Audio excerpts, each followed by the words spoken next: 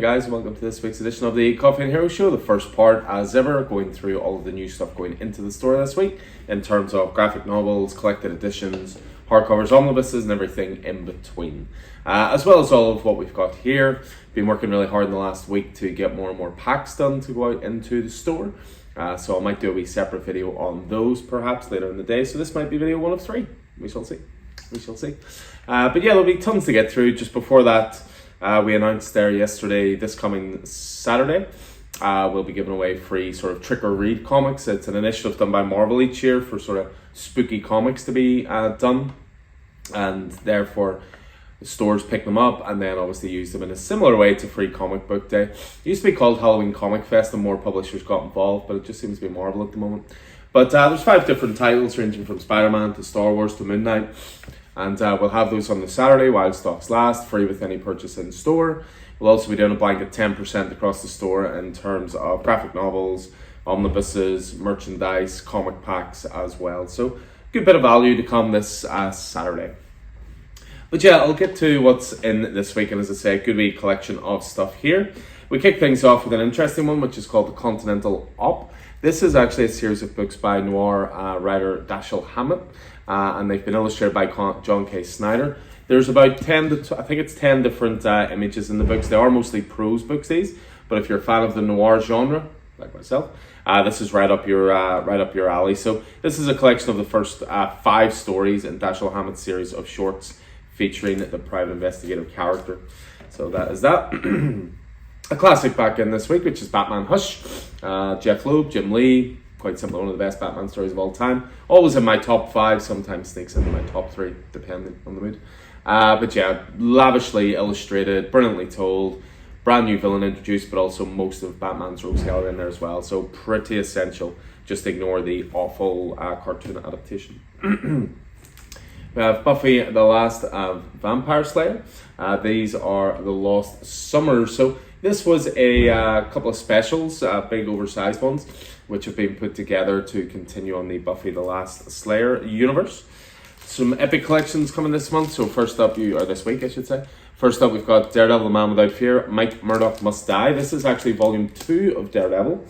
This goes back to the 60s, 1966 to 1968.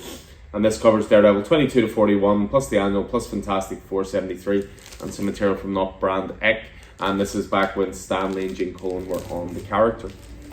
A couple of titles in this week with our signing in mind. Of course, not this coming Saturday, which is the Halloween day we're doing, but the following Saturday we have the signing in store, of course. Derek Landy, creator of Skullduggery Pleasant, and local artist PJ Holden, who's the artist on the adaptation of Skullduggery Pleasant into the graphic novel form.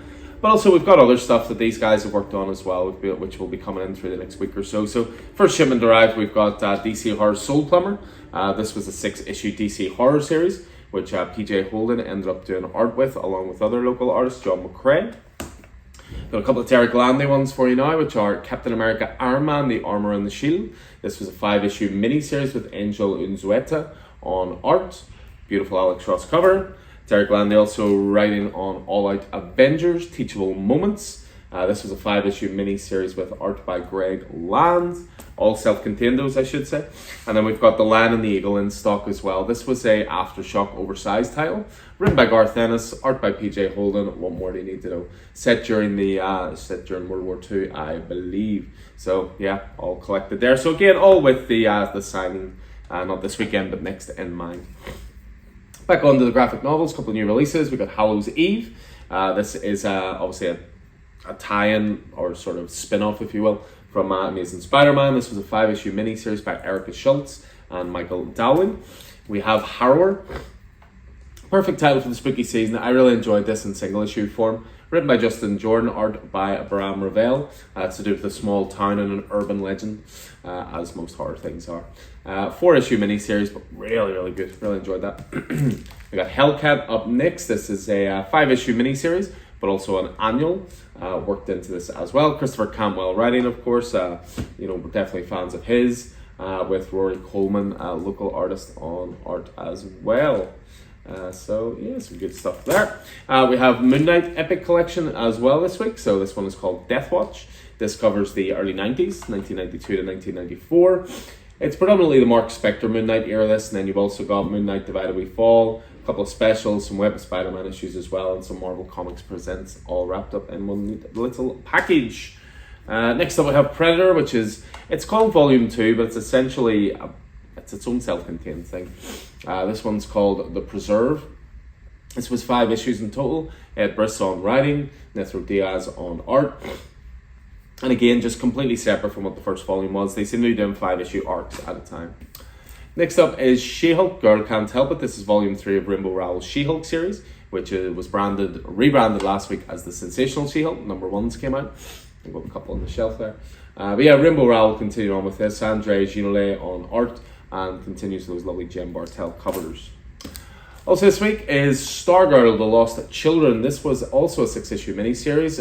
Also collects a Stargirl Spring Break special. So 7 issues in total. Written by Jeff Johns, art by Todd Nauk on that one.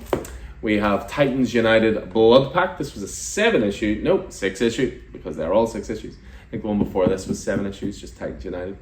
But yeah, Titans United Blood Pact, so 6 issues in total from Kevin Scott and Lucas Mayer. A couple of bigger additions then to follow off. So first of all, we have the Marvel Zomnibus. So this is Marvel Zombies. This is actually a sort of a follow-up to Marvel Zombies, because what this is the resurrection of Marvel Zombies, if you will. So you've got Deadpool Merc with a Mouth 1-13 in here. Zombies Christmas Carol 1-5. Marvel Zombies Destroy 1-5. Marvel Zombies Halloween 1-shot. Marvel Zombies 2015 1-4.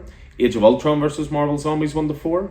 Marvel Zombie number 1, Marvel Zombies Resurrection number 1, and Marvel Zombies Resurrections 1-4. So tons of value in there for you Marvel Zombies fans. Definitely one I've been looking forward to coming out for a little while is the Nice House on the Lake Deluxe Edition. So this was a 12-issue mini-series. You know, if you listen to the podcast at all, you'll have heard us talk about this all the time. A truly brilliant title from James Tynion IV and Alvaro Martinez Bueno about strangers being brought to a small cabin by a mutual friend for nefarious reasons. Brilliant book, but what they did was they originally released it as 2 6-issue soft paperbacks, true paperbacks, but they put together now a hardcover, all 12 issues, as well as the original pitch, character studies, personal sketchbook pages, and behind-the-scenes development art. It's one of the best titles the last couple of years, and a lovely edition to finish it off. And then we finish off one last one with the Star Wars High Republic Omnibus out this week as well, Light of the Jedi. This covers Star Wars High Republic, the first volume, 1-15. Also High Republic Eye of the Storm 1 and 2, and Star Wars High Republic Trail of Shadows 1-5. So the High Republic stuff does very well in store. People seem to be really enjoying it, and now collected into a lovely omnibus edition. So that is everything for this week, as I say. Again, remember this Saturday, the Halloween Trick or Read. And what's good about those free titles as well is there's some ones aimed at younger readers as well. So there's some stuff for all ages with that. And again, there'll be 10% off across the store as well to keep in mind. And then again, remember the signing, not this Saturday, but next Saturday, Derek Landy and PJ Holden, free signing in store, 2 o'clock to 5 o'clock. So as ever, I hope this proved useful for you guys. Hope you enjoyed it, and I look forward to seeing you in store soon. Take it easy.